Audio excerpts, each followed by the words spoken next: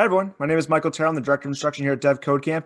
I want to talk to you about the Capstone Project. And the Capstone Project is the final project that you do, regardless of the course that you take. And it is amazing. What it does is it gives you the opportunity to bring your idea to life for your final project and then show that project off to your family, friends, your classmates, the instructors, and most importantly, employers. Because ultimately, that's what employers want to talk about. They want to talk about what is that big crowning achievement that you did as part of your boot camp experience. And ultimately, the Capstone Project is what sets you apart from all other boot camp grads out there, as well as CS degree grads, because it's what makes you unique and shows off different skill sets that you bring to the table.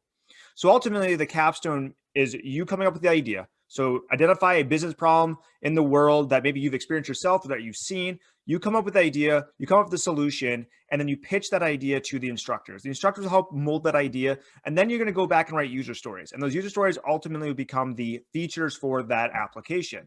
You then, once have that approved, you will then go and drop a wireframe. You'll build out the database, what you want, how you want your data to be end up being stored inside your application, and then start coding it on the technology if you're choosing. Now, typically, we want you to stick to something that you're familiar with.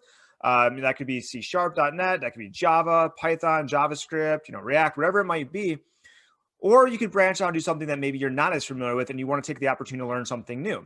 Once again, this is all based on the conversations you'll have with the instructors. But ultimately, you're going to dive into technology. You're going to build out the application from the ground up, and then you're going to present it to your classmates, to the instructors. And then, like I said, from there, you can do it whatever you want with it.